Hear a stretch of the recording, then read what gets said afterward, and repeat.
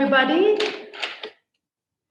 I hope everybody can hear me well. So good morning, good afternoon, good evening to everyone, depending wherever you're joining in from. So my name is Amrita Gandikota. I will be your host for this session by AsiaBerlin on building public-private partnerships to drive smart city innovations. So today I'm here joining in from Bangalore, India, and you have the speakers joining in both from Bangalore and Berlin to share a few insights on this topic. So before I get into the topic or bring in the experts who are here, I would like to invite Dr. Rainer Seider, who is one of the key initiators of AsiaBerlin and also from the Senate of Berlin, to be here and, of course, share a few words with us on AsiaBerlin as a network, which I believe would give a great context for our discussion. So I think now I will pan to the studio in Berlin and would love to hear from Rainer. Hello, good morning to everyone. Welcome from the Berlin Senate to this today's event, AsiaBerlin event on smart city innovation.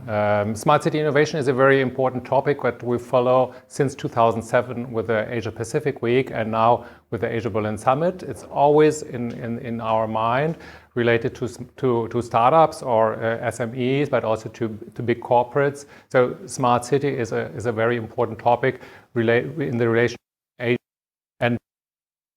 Because in big cities, whether it's Bangalore or Jakarta or Bangkok, it's always a very important topic to look for solutions for the future, improve the cooperation and to improve the communication between citizens and to give an environment that is suitable for the active people in a city. It's not only a question of technology, it's also a question of social environment and social communication, and especially and I'm very curious to hear on our cooperation with Jakarta, because for 1 year now, exactly more or less, we have a cooperation which is supported by the European Union on the topic of smart change, which connects Berlin to the city of Jakarta, which is a partner city of Berlin, and to improve the entrepreneurial environment and also the smart city expertise of Jakarta as a partner of Berlin. And I'm very happy to hear more about that by Helen, who is in my team and will explain more what we are doing with Jakarta, but also in trilateral cooperation with Bangkok. And I'm very also curious, because we have an office in Bangalore, to hear more about the activities in Bangalore on smart cities. So it's a very important topic, and we hope to learn more about that today. And it's also a very important date now, because we are already conceiving the next AsiaBerlin Summit. So you find here behind me still the publicity for the last AsiaBerlin Summit, which was in September, as the first hybrid event, and the next one will start on 31st of May, and we will focus also there on smart city. And we're very happy to know from you, from the audience, from the speakers, more about the interests, possible speakers, or the topics that would be exciting for you to have dealt on the AsiaBerlin Summit 2021. So with this, I would like to thank you very much for attending today's event from Berlin, and I would like to give back to Bangalore, to Amrita. Thank you very much for attending. Thank you so much, Rainer. That was, in a nutshell, very briefly put about AsiaBerlin Summit, about smart city cooperation, also the importance of smart cities for AsiaBerlin. So I think with this as a background, we can really focus deeper on this topic with our panelists as well. So, oh yes, I also see Helen will be joining, one of our panelists from the Berlin studio. So just going back and stressing once more on Rainer's words once again, I'd like to put in perspective the relevance of today's topic, especially to answer the big question as to why we have this topic in discussion today. Firstly, the overarching topic of smart cities in general has been very crucial to AsiaBerlin in the past. For example, last year around this time, when times were much simpler, we had a delegation of female entrepreneurs bringing in various smart city solutions focused on waste management, mobility, etc. Especially this delegation also happened in India, and it was also a consistent topic in the past years when we had delegations to Jakarta, Singapore, and other AsiaBerlin hubs. So to further the interest in this topic, we thought of getting a few key experts from the ecosystem of Germany and India to talk about the perplexing question of building public-private partnerships to drive smart city innovations. So here I also request the audience to keep up the interaction by using the chat for any questions.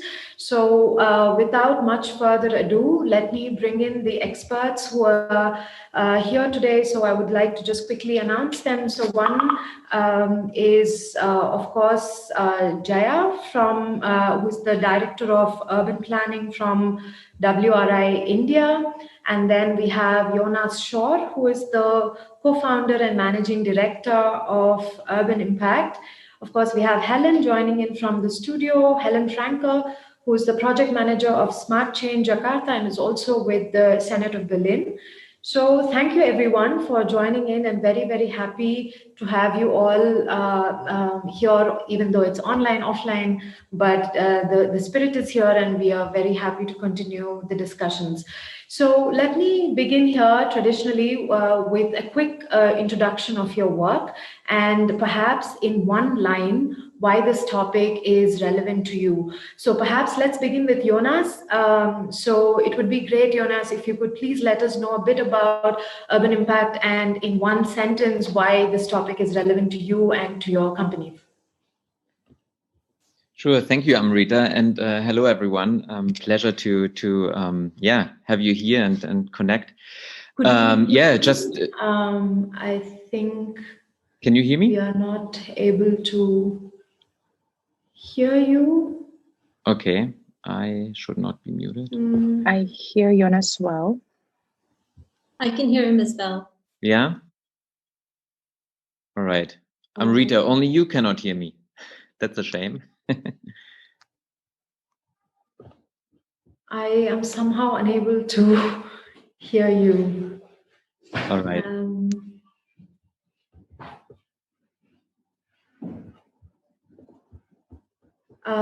Could you repeat again, please? Yeah. Can you hear me now? Perfect. Everything is perfect. Thanks. All right. Awesome.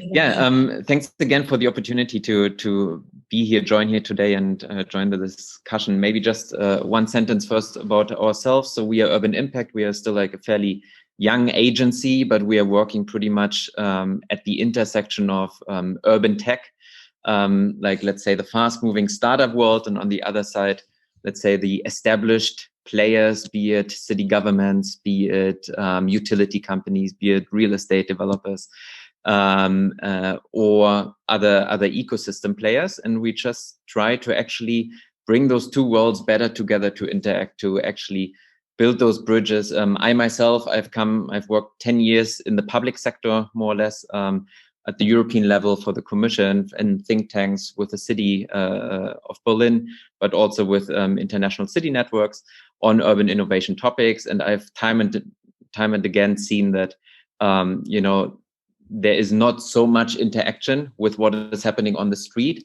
with the fast moving like venture capital world, and now more startup innovation coming into topics like mobility, energy, wastewater. And that's exactly where we try to bring people to work better together. And in terms of the one sentence why the topic is relevant of public-private partnerships, we like to always say at Urban Impact that, we believe you should innovate with the gatekeepers, not against them. So very much in contrast to the Silicon Valley maybe attitude of like move fast and break things. We think if you break things in cities, it's not always the best thing. So you mean to say it's best to ride the wave and get the best amount of success that you can leverage out of it. Perfect. Thank you for that. And I think let me now pan to Jaya here from WRI. I must say they also supported last year's Smart City delegation with AsiaBerlin. So please, Jaya, could you tell us a little bit about WRI and one sentence what the topic means to you? Yes, and Amrita, am I audible to you? Perfect. Everything is perfect. Wonderful, great. So first of all, thank you so much for inviting me here, and thank you to everyone who's joined on this AsiaBerlin platform. I think one thing that I would like to say about who we are in terms of World Resources Institute, we are a think tank who are working at the intersection of economic development and environmental conservation. So we believe that both can happen together, and we want to leverage the potential that innovation offers to do this. We have several programs across, 8 continents, across, different countries and in different continents. And in India, our cities program is the largest, and that is what I'm part of. And as part of the cities program, we run a lab which is called the City Fix Labs, which looks at, how do you scale innovation for public good. And that in a way sort of answers the question about, what my interest in this topic is, because mainly in India, Indian cities are set to double their population over the next 30 years, but are also constrained in the sense that municipal finances and budgets are very low in comparison per capita. And also 75% of the infrastructure that we're going to require in the next 30 years is yet to be built. And so innovation offers an opportunity clearly because, public finances and public processes will not be able to achieve the scale in the short term and in the long term, and hence the interest. Definitely, definitely. Thank you. And would you also like to add a line, or is that included in the point? Yes, so the line is basically, how do we leverage innovation for public good? So most of it is happening through the private sector. Most of it is benefiting the private sector. The public service area is clearly in need of it. And the biggest challenge is how do you scale it through public processes, which are very constrained. And I hope to talk about some of that today, and that's my interest. Definitely. I'll again pick your brain a little bit on that in our following points. I think you laid a great context. So I think now I will now pan to Helen, who has an exciting project, and I would like to also hear from her why this topic is relevant to her or smart change. Thank you, Amrita. Can you hear me? Is that right? Yes? Okay, perfect. Hey, my name is Helen Franke. I work at the Senate Department for Economics, Energy and Public Enterprises in the team of Rainer Seider. I'm one of the project managers, not the project manager, of Smart Change Jakarta. It's an EU-funded project dedicated towards the Sustainable Development Goal 11 for sustainable communities and cities. And we have quite a portfolio of different activities ongoing between a triangular cooperation of Berlin, Jakarta, and also Bangkok. We here organize currently from Berlin and also Jakarta. We have a team in both cities. A lot of activities concerning smart city governance, capacity building that is necessary within the city administration to also facilitate the intake of innovative solutions for smart city topics. And also, on the other hand, the second thing that we want to facilitate is an entrepreneurial support of all the startups in Jakarta.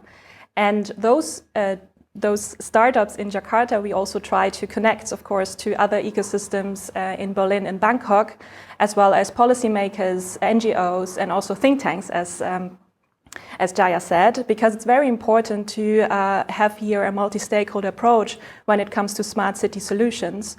And with this twofold approach, one targeting startups, but also targeting the administration and capacity building to get those ideas, it is, I think, a crucial point of learning from each other, from Jakarta, but also from Berlin, because Jakarta has a very unique Jakarta Smart City unit already developed that can have the potential to have a lot of impact on all the silos that you can say. Smart city topics are always thought in silos sometimes, so you really have to combine all those sectors and all those impact opportunities here together.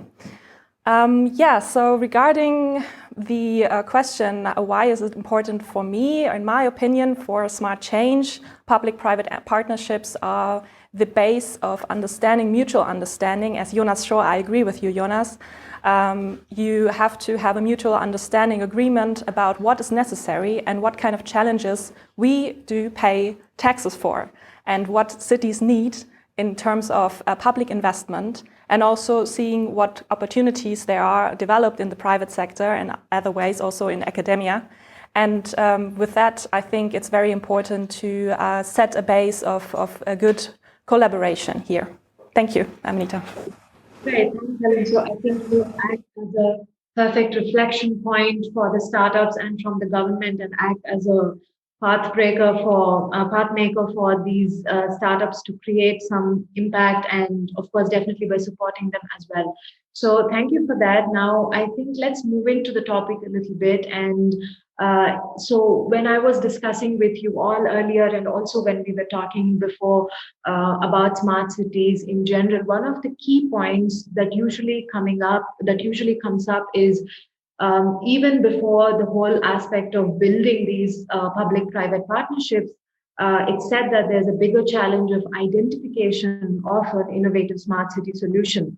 So I would like to now understand from you all, how big is this challenge really, and how do you identify such solutions, especially in the private sector within your specific ecosystem that you're functioning in?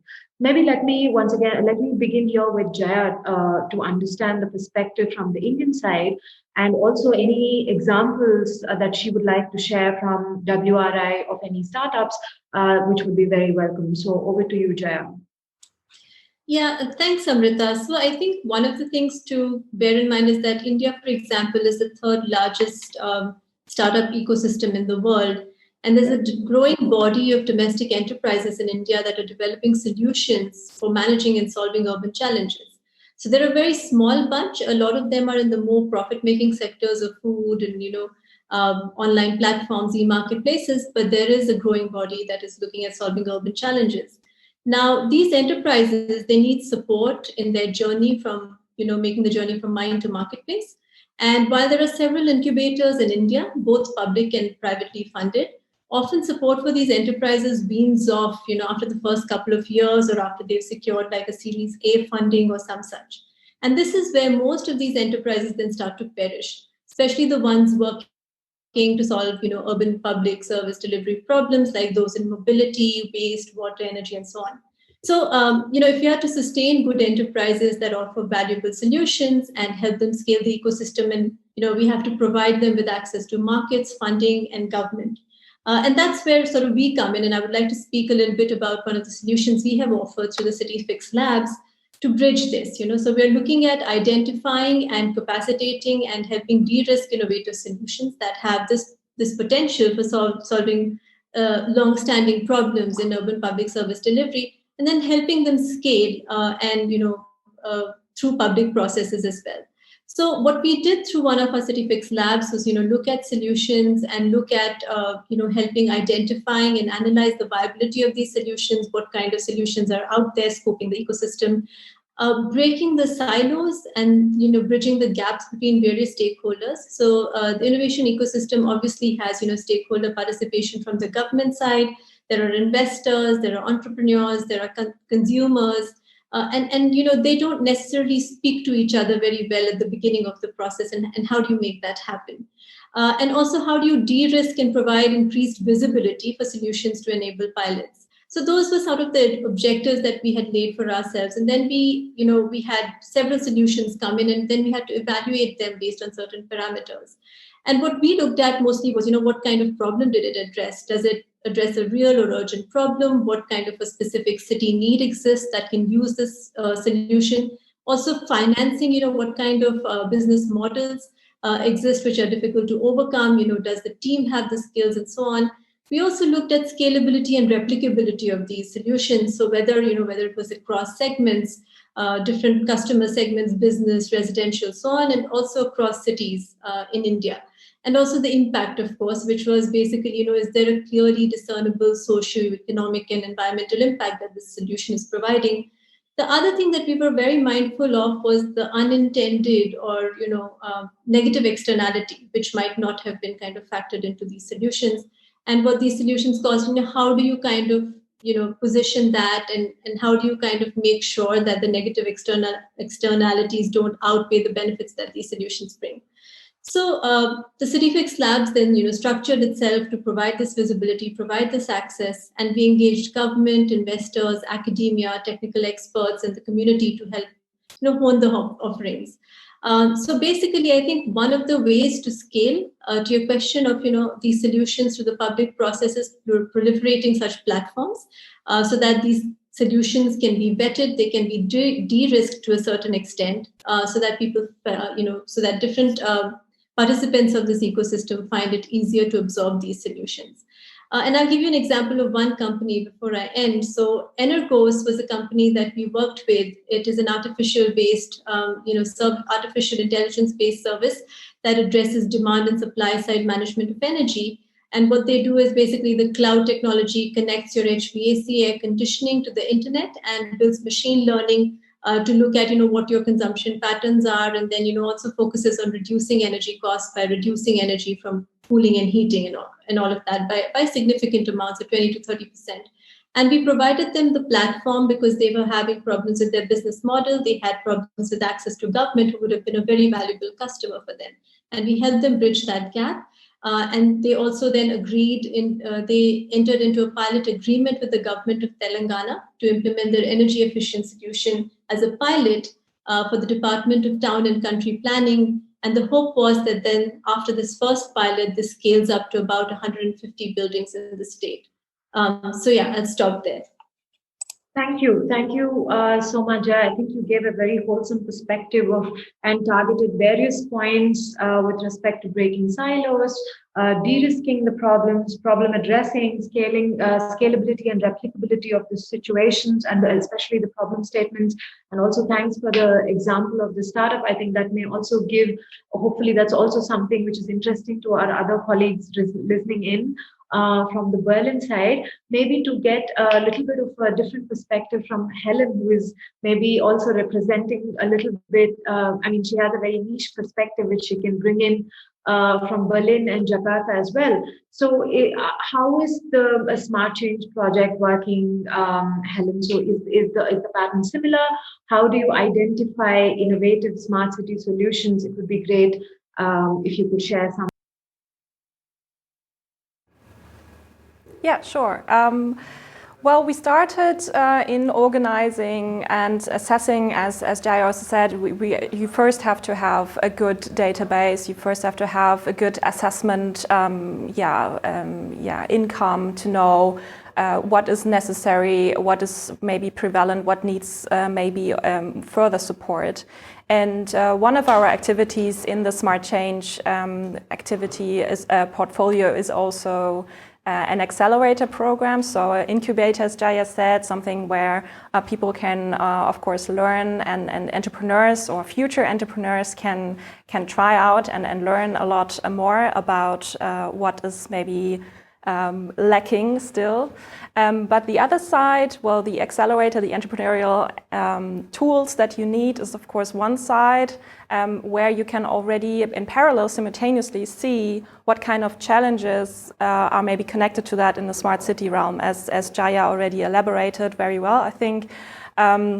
Is the question how the government is doing as kind of holistic approach towards the smart city connected challenges. And there, what we do is currently preparing an entrepreneurial assessment of the ecosystem there, and also potentially policy recommendations for that to support those startup ideas or new innovative solutions. Because as a point of now, it's always a very, you don't have a very large overview of all of the different sectors that can be somehow connected to smart city solutions. So it's very important to get those information from the startup scene. And also what maybe is important to know what the strategy of the city is. Because if there's a city strategy already in place for smart city activities and funding opportunities, you also have to think about that kind of urban approach towards the smart city topic. And this is how you then can also communicate and structure the current innovations in place. For example, Jakarta has one of the smart city indicators of smart living, which includes also healthcare systems. And this is why, for example, for our Smart Change Jakarta team, we launched a hackathon, a future city hackathon regarding post-COVID solutions in Jakarta in order to also access the ecosystem, to show what's out there, what kind of innovative solutions are there in terms of post-COVID society. And for that, we had as a winner, for instance, midwife digital service where pregnant women can be supported in a remote way via an app and a CTG technology connected to that. And this was also funded or awarded by the Senate Chancellery in Berlin. And so this is how these kind of hackathons, these kind of events where people come together with different ideas and get support, business models, this is how you piece by piece can find out more about the potential of innovative solutions of an ecosystem, of a city, of course. Yeah.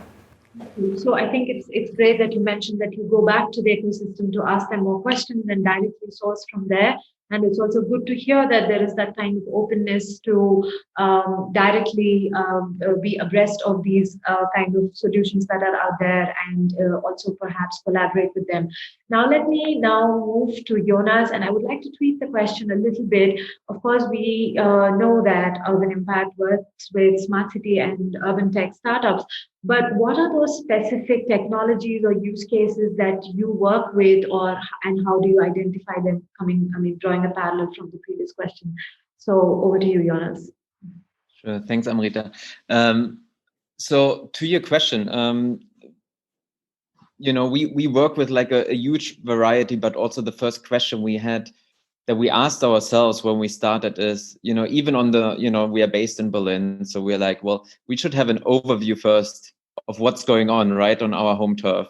And so we did something very basic, very simple. It's kind of like a very established thing, which is called like a VC landscape. So VCs, they always try to map the startup ecosystem at least, and try to make sense of them, group them into certain clusters and, try to figure out who is doing what in the market. And we said, well, why don't we use such a tool? It's just like, a few bubbles and but actually provide this overview for Berlin. So we, collaborated actually with the Senate Department for Economics as well. Rainer and his team, we collaborated with the official city lab of the city. We went through, all the channels we had and were able to come up with this first overview and identified more than 100 urban tech startups. Wow. Honestly, nobody had an idea, not even us. We thought, well, maybe it's going to be like a few dozens or something like this, or the occasional anecdote you hear and someone you have met randomly. But like really having the systematic overview was crazy. And what we did earlier this year, we just put it up on social media, and then it got like, viewed 10,000 times, and it went a little bit viral. And suddenly all of these other startups were writing us, hey, but we also are fixing issues around sustainable energy. And we are fixing issues around air quality monitoring, and we are fixing issues in water and urban farming and mobility topics.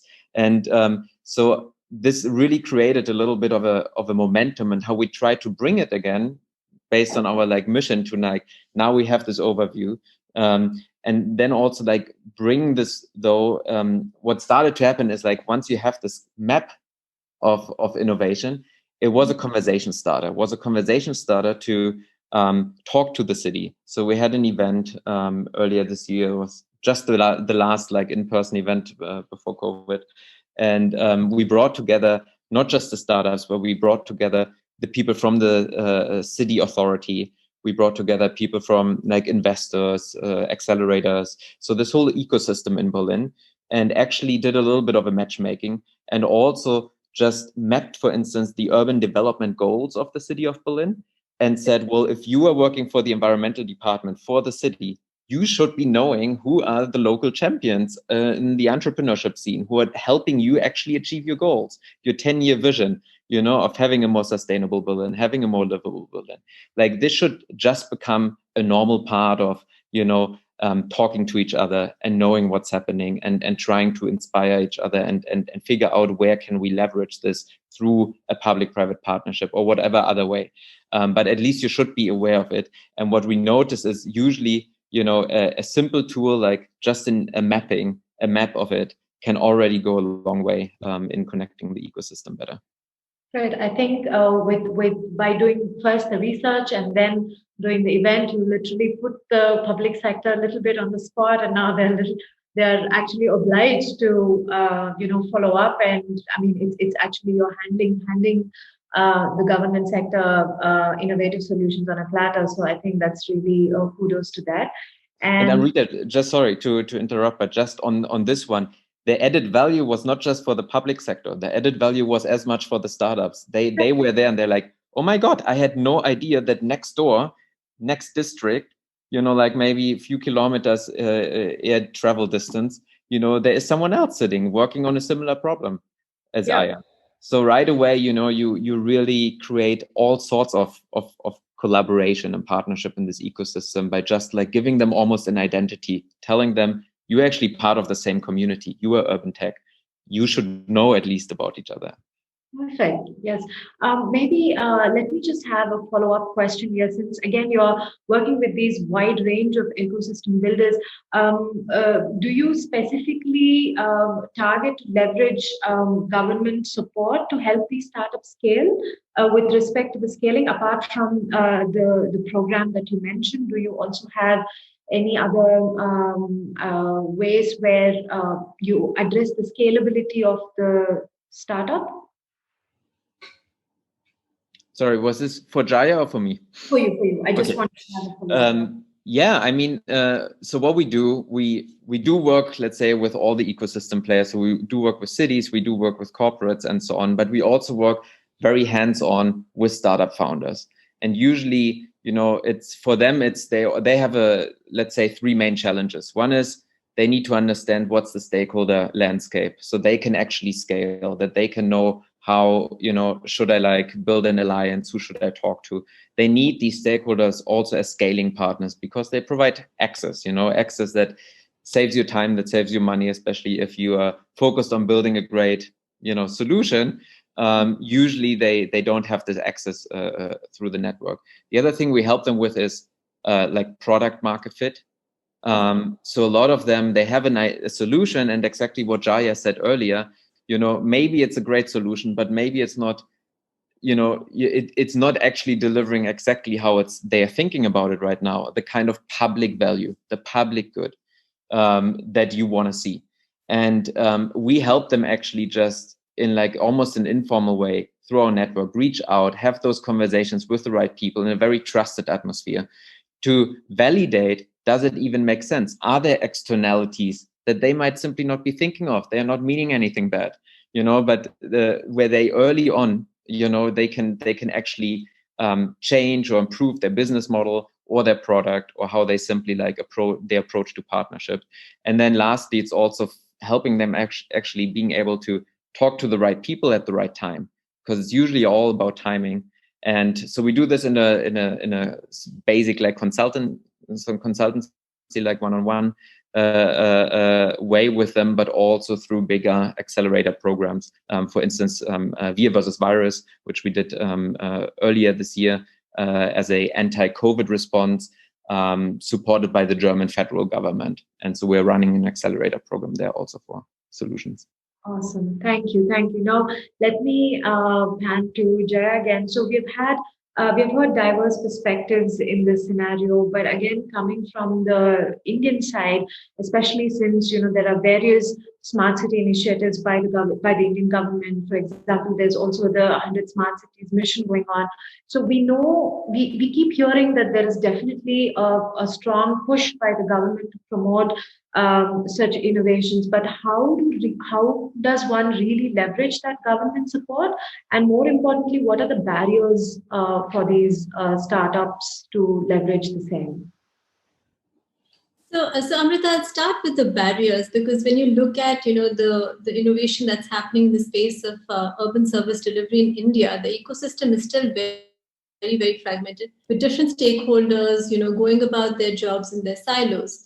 So despite of policy incentives that exist and a large publicly funded science and technology infrastructure also that is there, and also sizable education base and a skill base, India has not been able to realize its innovation potential completely towards addressing urban challenges, right? So these challenges essentially exist in two buckets, the way I see them. So one is on the ecosystem side. And on the ecosystem side, there are different things like government is investing in incubators and all of these kind of startup initiatives. But there's also geographical discrepancy in terms of where they lie, what states they're concentrated in, who's taking these opportunities on and so on. Then there's a lack of focus on sustainability and clear signaling from the government that this is important. And often because of the nature of urban services, customized incubator, accelerator support and sandbox and test, to test solution and pilot solutions with government bodies becomes vital to them achieving scale, which then does not, happen the way that you would want it to. The third thing is, poor policy implementation and awareness about the schemes that exist. And that's largely due to, difficulties in engaging with the public sector for the entrepreneurs.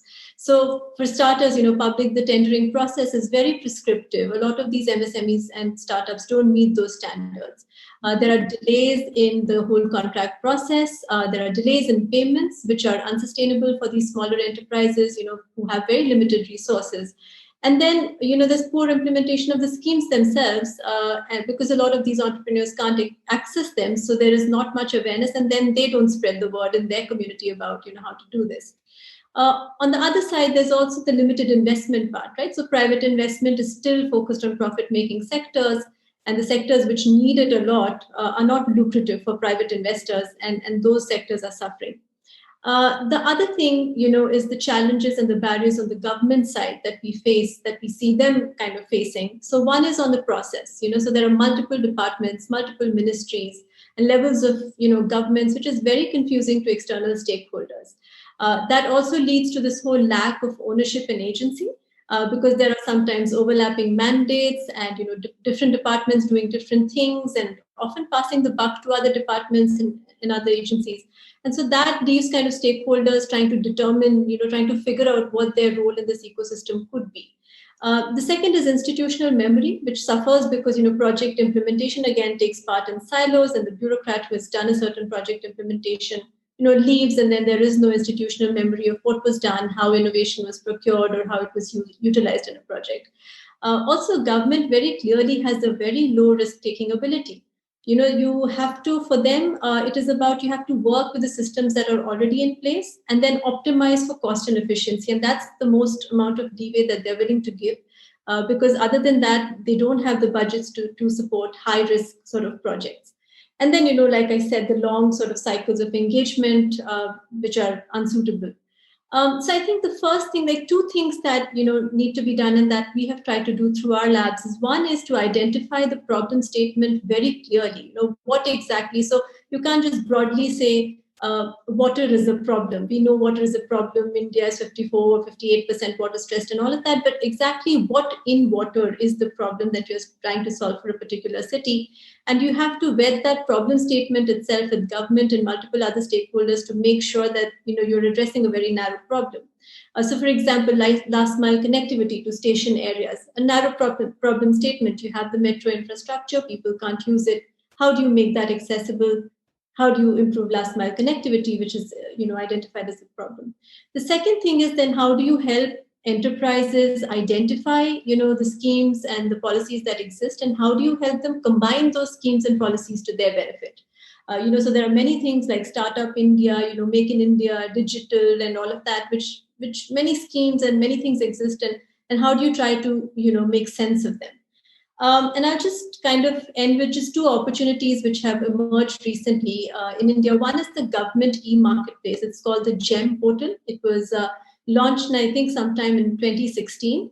And the idea was, how do you facilitate online procurement of common use goods and services required by government bodies, and how do you do it in a transparent and efficient manner? Now that's going very well, except it is limited to central government procurement and has not trickled down to the states where it is also needed. So that that jump needs to happen. And another thing that they're doing is, knowing that the procurement process can sometimes be a hindrance. They're trying to facilitate this ecosystem through the Smart Cities mission, and have launched or are kind of thinking about this program called SPIRIT, SPIRIT. So that's the Smart Cities Promoting Innovation, Research and Incubation and Technology program. And the idea is, how do you, foster creation of an ecosystem of innovation in smart cities by enabling local area development and harnessing technology to boost the economy in those cities. So, yeah. Great. Thanks, Jaya, for those points. What I would like to take your support from is, maybe in the chat you could leave those two initiatives that you mentioned, the Spirit and the Gem Bottle. Please mention it. Maybe I'm not pronouncing it the right way. So one very quick question to Helen here. So Jaya here has just mentioned this plethora of barriers that come into play when it comes to striking that government partnership, like, for example, high bureaucracies, delay in contracts, payments, poor implementation, limited investments, and so on. So from the smart change perspective, because again, coming in from a public perspective, do you think you are making it easy for the startups in some way with respect to these barriers, or in general, what is your perspective about these barriers? Are they similar in that ecosystem? And yeah, just want to hear a little bit from you on that side. Okay. Thank you, Amrita. If we do make it easier, well, we called it, I think, smart change, and a lot of stakeholders also interpret that in our name is that, of course, smart innovation and everything that is connected to smartness is, of course, a process. It can never be like an ideal in the end. So the change is the way here.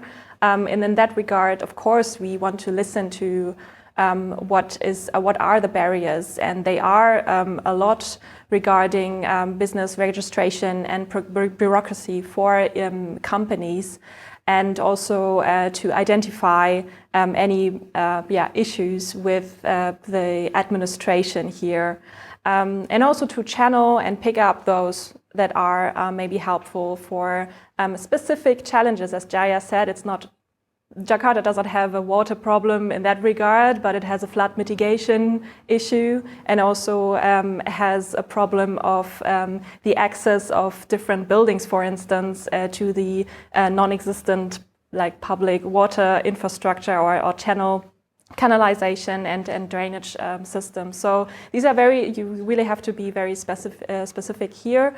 How we want to make it easier? Yes, we do. For the entrepreneurial strategy, we do want to create policy recommendations regarding those barriers, and this will then be uptaken by the strategic department in the city government, to then be, of course, from a strategic point of view, will then have an impact on all different agencies, public agencies within the government system. And as Jaya said, it's very confusing sometimes and also complicated to know about all the public agencies involved for each of the different the different issues at hand. Especially in water, you have many different agencies that play maybe a role or maybe not, and are not equally open to delete those barriers for new ideas, and to have this kind of lock-in effect of certain aspects regarding IT solutions, for instance. It's also another issue that needs to be addressed in policy terms, that in order to really see new innovative ideas at hand, sometimes the basic for that is not given, because the city government has decided to move towards one IT architecture that is impeding, for instance, open access for a lot of citizens. So we need to have that kind of basic values assured in all the different agencies to help the innovative attributes in the startup scene to evolve. Yeah. so much. I mean, it's really interesting to get the first-hand perspective from the public sector as well. And I think now, looking at the time, also, I think we need to slowly steer the conversation into a slight closure. So I would like to, as we are closing, I would like to also ask you, how do you? I mean, it's a question to all of you. Maybe you could all answer shortly about how do you think one can educate or incentivize agencies or funding bodies to collaborate with startups or maybe lesser established players, and if we can perhaps be inspired or take examples from any other countries. So just to hear one or two lines from each of you, that would be great. Maybe we can begin with Jonas. He didn't get a chance to speak in a long time. Sure. Let me maybe build from the last question and then into this new question. So in terms of how can you leverage government support? I think a huge, crucial kind of elephant in the room is innovative public procurement. Like if you want to leverage where the real money is, where the real mainstreaming power is, where the real scalability is, it's like, cities have huge budgets. It's just usually not going to SMEs and startups. And, we need to get to this point. There is no point in just always just having a tiny pilot here, having a proof of concept there, having the sandbox approach. There needs to be a pathway towards actually scaling and rolling it out, taking a good solution, all the proper due diligence and so on, but then also actually put it at scale, because otherwise we are not going to address or rise up to, let's say, the challenges we are facing in terms of like trying to decarbonize, our cities within the next 10, 15 years. It needs to go through public procurement. Otherwise we'll always just like talk about innovation, but not really do it. And I think there are different ways, cities have, at least in the European Union, in Germany, they do have, a lot of tools at hand, how they can do it more innovatively. It starts with them exploring the market, what's out there, what's the state of the art. This kind of like pre-tender market exploration phase. There are things like innovation partnerships, where public authorities can actually co-create a solution with a startup before they then actually procure it later on.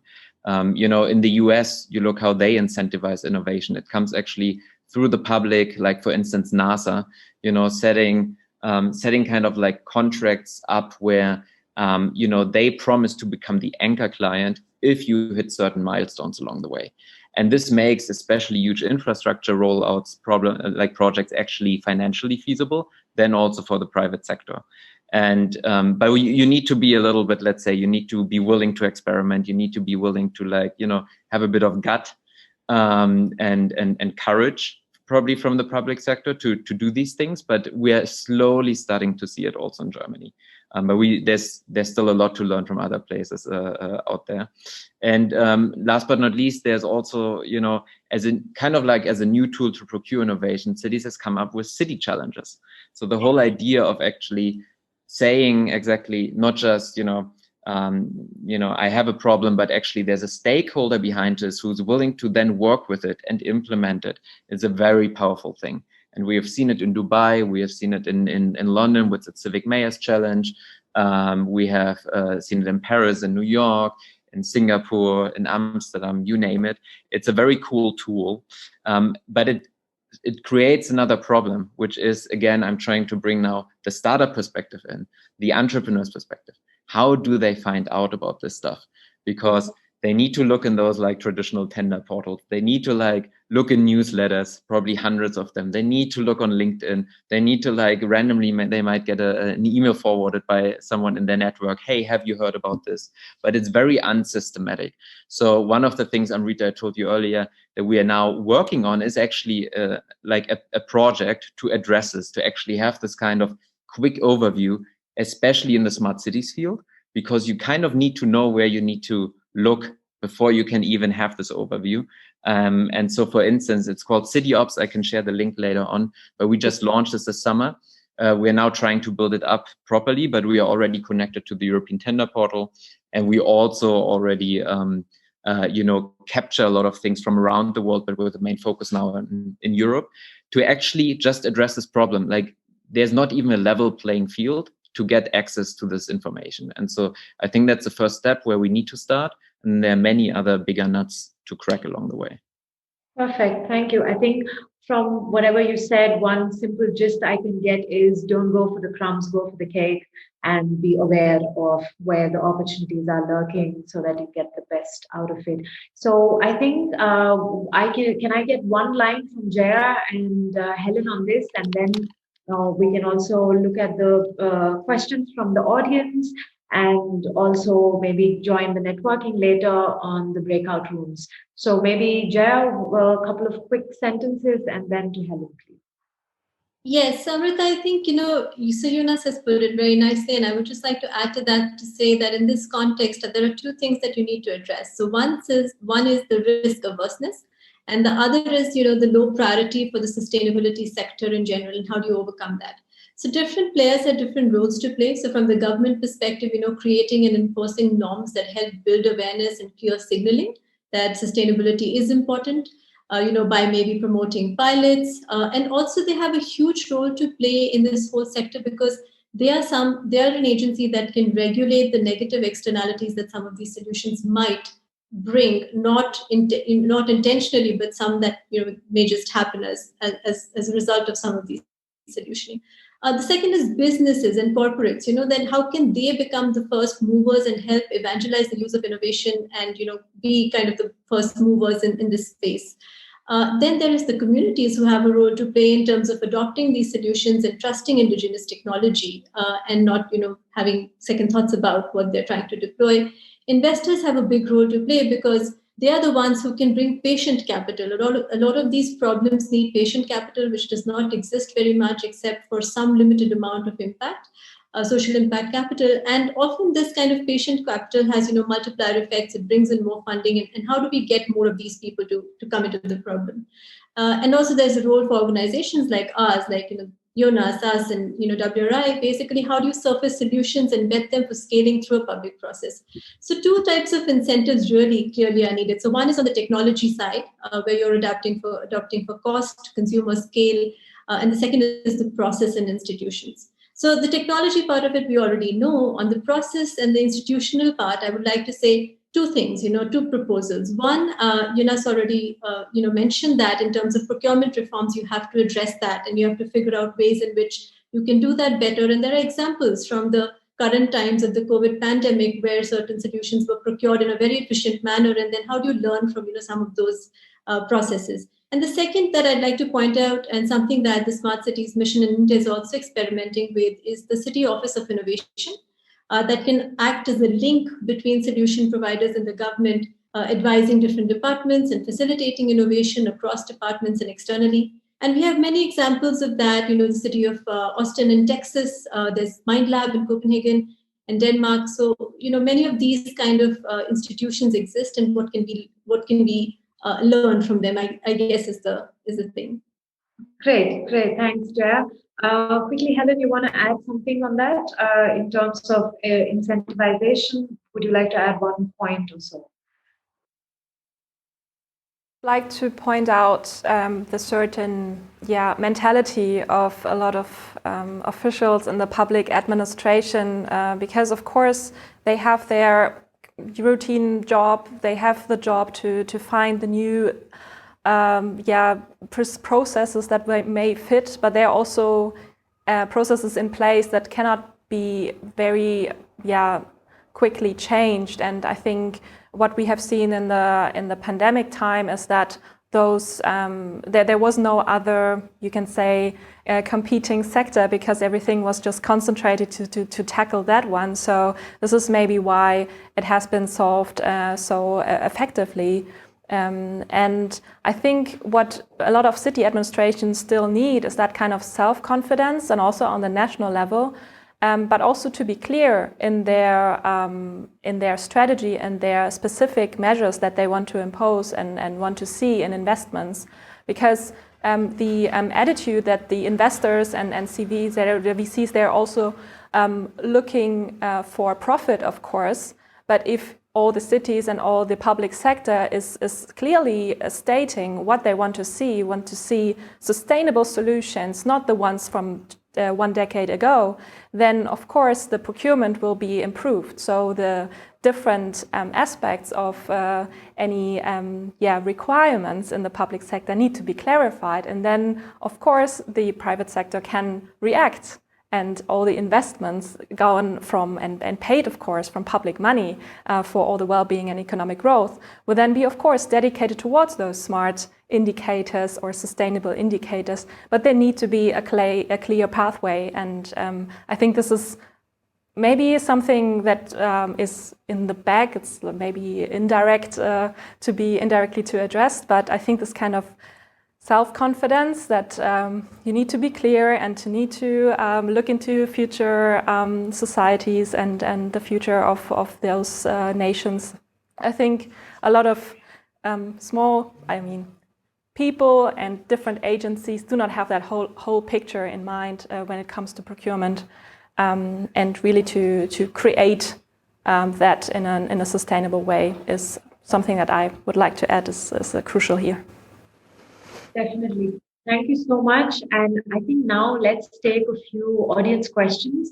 And once again, let me thank all the panelists. They've been super patient in giving all the insights. I think maybe, so the audience, just a shout out, you could either switch on the video and ask your question directly, or you could type it out in the chat as convenient to you all. Maybe it'll take a minute or so for the questions to come up. But maybe I have some question until then. So just as a quick thing, what is your vision for 2021 now? Any specific ideas or outlook for 2021? And also, if you wish to collaborate with either of the other AsiaBerlin hubs, or the other counterparts that are here today, we at AsiaBerlin are more than happy to facilitate. I or my other colleagues will be more than happy to take it up for you. So yeah, I'm curious, what is there in store for you for 2021? Maybe we go with Helen. Yeah, I can proceed again. So yeah, for 2021, we would actually love to launch our innovation hub in Jakarta city together, of course, in collaboration with our beneficiary, Jakarta City Administration, and facilitate a lot of different further programs and opportunities to interact between the Berlin ecosystem, the Jakarta ecosystem, and also to build up the Bangkok connection in our triangular cooperation. So this innovation hub that we will build in physical space with connected to e-learning facilities and also the accelerator in place, and train the trainers program. So this is something that I look forward to in 2021. And finally, travel to Jakarta. And regarding to governance, we will launch our first multi-stakeholder dialogues with NGOs, academia, and the city administration together to specify pilot initiatives, concrete pilot initiatives that we want really to implement in the end in the city, and to dedicate a lot of time in planning and creating design thinking together. What actually can be done with which stakeholder in the city. And startups, of course, play a crucial role here, but it's not the only one that we will invite in those workshops. So I really look forward to our new, and I would love to keep you updated if you want to. I'm happy to collaborate with every other hub of AsiaBerlin and connected networks, of course. Thank you. Thanks for that positive note. Maybe Jonas, any ideas for 2021? I mean, the year is ending, so new excitement is in the air. Yeah, I'm looking forward to Christmas break. For us, we just embarked on this journey. We're looking to do this for the next decade or more. So for us, we're going to continue mapping Europe's startup hubs on urban tech. So we, after Berlin, we started mapping all of Poland. We're now looking actually into London, which we'll soon release. So if you want to find out about it, you can just follow us on social media or whatever in our newsletter on Urban Impact. and we're going to grow city ops. So we're actually fundraising for this right now to really make it a big thing, have it also like run on its own path. And last but not least, maybe just a sneak peek for the AsiaBerlin crowd here. We are soon going to release something pretty cool that I'm very excited about, which we call ABC Cities. And it's a new way of actually trying to understand the forces driving social change in cities and trying to learn how to decode and navigate urban ecosystems, especially if you want to like push for change. So that's from the perspective of a startup, but it's also from the perspective of the public, different stakeholder groups. How can you scale either through the administration, through a top-down process, or more via the market, through the business to business, or via the citizen bottom-up kind of driven change. So it's kind of a new language of talking about cities and ecosystems. So I'm really excited about this. And we'll hopefully launch it soon. So that's a little sneak peek. Of course you will. All the best for that.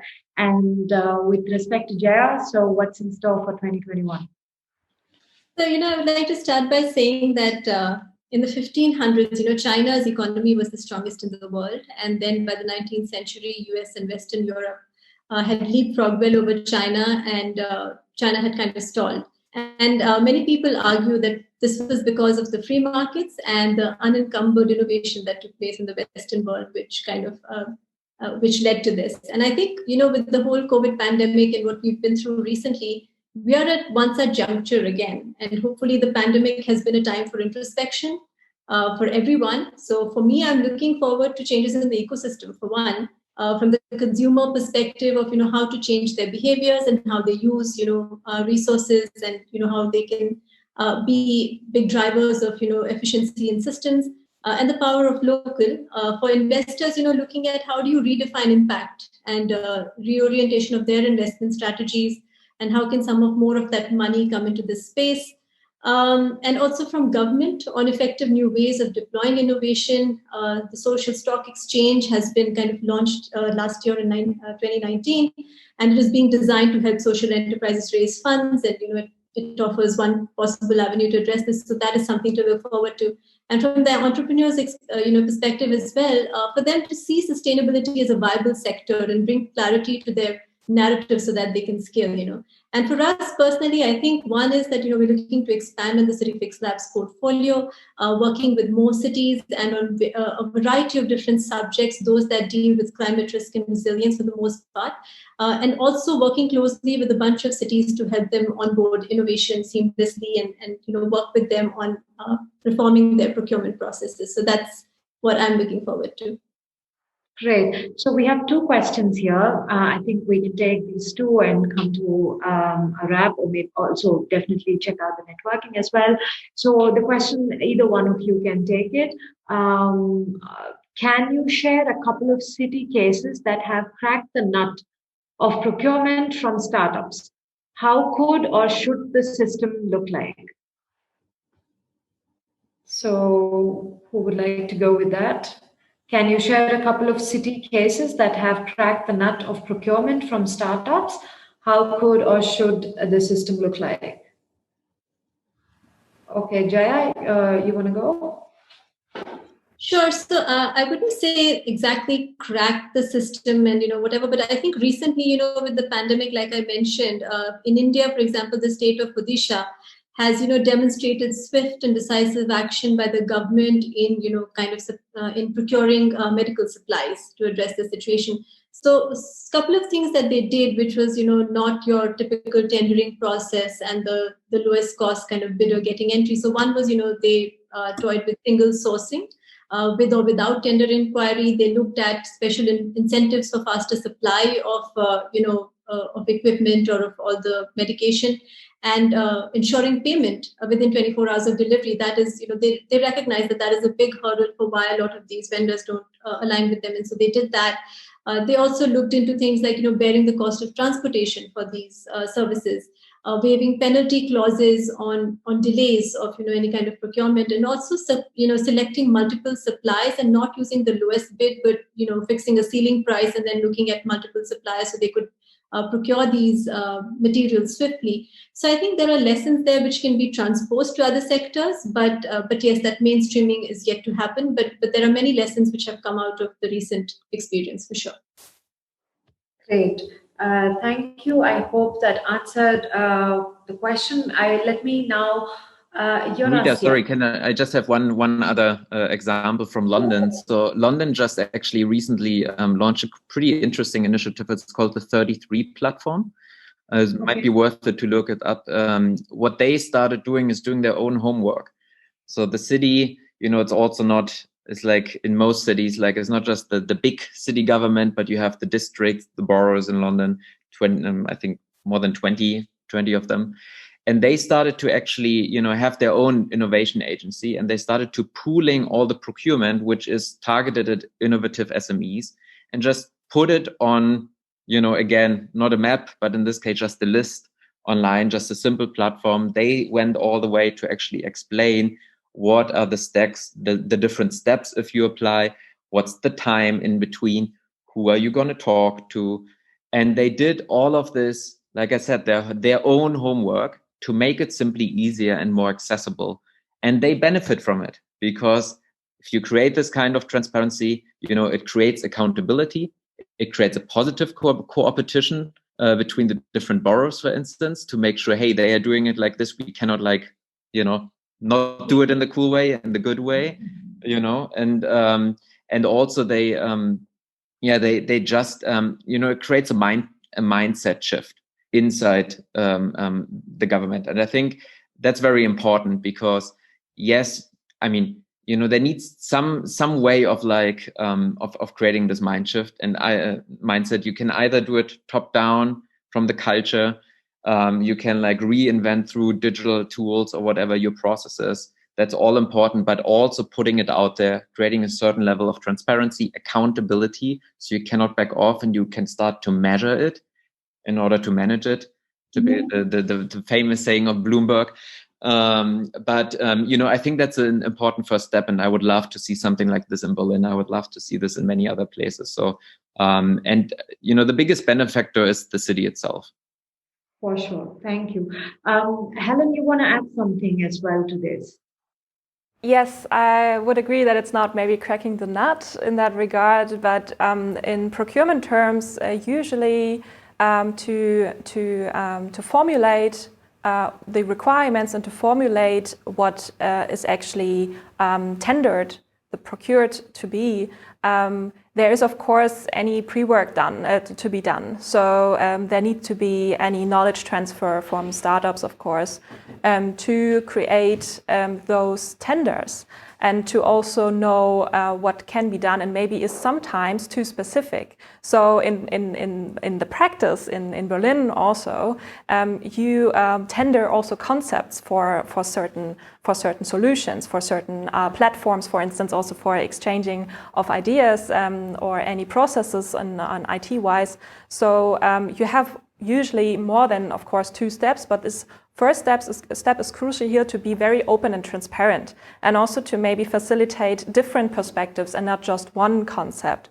And I do not have a case that this has been done before, but maybe one from Paris, the Reinventing Cities initiative, where, as Jaya also said, Jonas also said, money doesn't have to be the only role that is dominating here, but also the idea behind and the opportunities for the society, and especially for the district, where certain real estate is tendered and open for selling.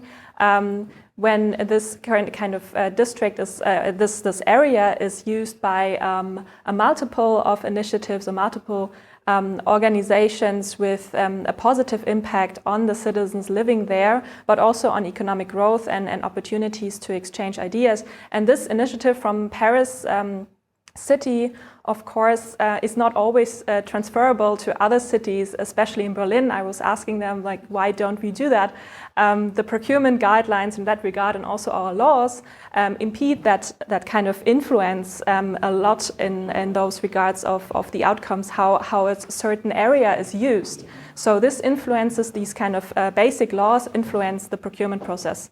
Yeah, I really love that kind of new way of procuring and also tendering new ideas from Paris. Thank you. Perfect. Thanks, Helen. So I think there's one other question, I think, from Dustin. And either maybe we could take this question here very quickly and then move to the breakout rooms, because that also enables the audience to have a one-on-one session also with you in case of asking any further questions directly. So the question from Dustin is, I'd like to know how the communication between different cities and states is targeted in India, Germany, and Indonesia, especially in regard of connecting and mapping the startup ecosystems. So maybe any one of you could take it up, and then the follow-up question can be taken up during the networking, perhaps. Maybe Jonas, you would like to say how the mapping is done? Yeah, I mean, it's that's exactly the example I gave. This is why we started doing it. Sometimes I joked to my team, it's like we're doing the job the European Commission should be doing. But it's not happening. So let's just get on with it. Let's just do it. It's cool for us. We enjoy doing it. We are happy to just like share it with everyone for free. Just put it out there. I think a lot of good stuff comes from this market awareness, and there are many players though, right? There are many smart city programs at the national level in Germany, like the German Accelerator, connecting it to different ecosystems. You have a lot on the Berlin level in other cities in Germany.